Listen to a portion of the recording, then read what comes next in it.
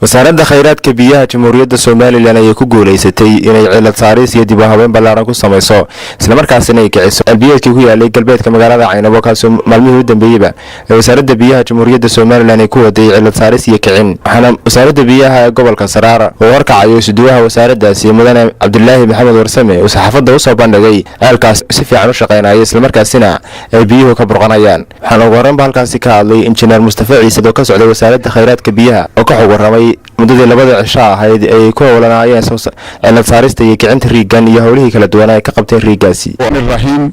waxaanu haatan taaganahay ceelkii Caynabo oo aan muddo laba cisho ah joognay halkaas oo aan dayactir guud ahaaneed ku sameynay ceelkaasi lacagta waxa bixisay oo maalgelisay hay'adda IOM wasaaradda khayraadka biyuhu waxay fulinaysay hawsha dhammaan shaqaalahan ay agteeda taagan iyo gawaalidan aad arkaysaa waxa weeyaan shaqaalihii wasaaradda khayraadka biyaha oo imika tiimka la yiraahdo tiimka gurmadka gurmadka ceelasha oo hadda hawshoodii dhammaystiray oo ka soo baxay halkii ay meesha u joogeen ceelku waa istaagan yahay hawshu way noo dhan tahay operatorka riigaasi Ismaaciil Salaad Huruse ayaa isaguna wasaaradda khayraadka biyaha Jamhuuriyadda Soomaaliland uga mahadnaqay kicinta riigan oo tilmaamay dadka deegaankan ay baahi weyn u qabeen waxaan suuqii beelka Caynabo shaqada ay wasaaradda qabatay sida u sheegeen injineerka iyo suduuga waa run si toos ah loo qabtay wasaaradda iyo guubka ka shaqeeyay oo mahadnaqayna wixii dadina la siyaa suduuga sheegay ay sheegeen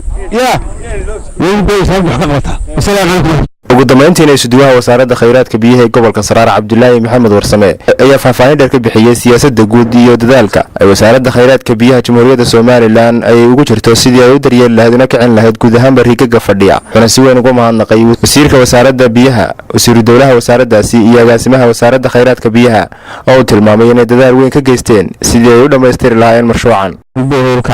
Caynabo muddo laba shan ka shaqeynay maanta ay hawshiisa noo soo gabagabowday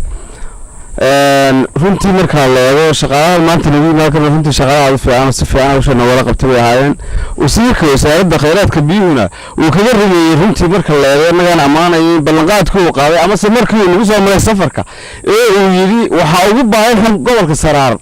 runtii arrinta uu kaga dhigay waxaan jecelahay inta hadlayna inuu dhameystiri doono hadii la yiraahdo waxaan leeyahay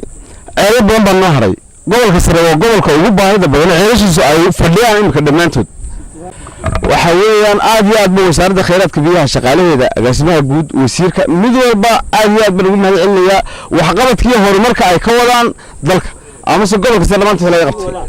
waxaan leeyahay siwa Jaamac Boodacade TV-ga qaranka Soomaaliland Caynabo.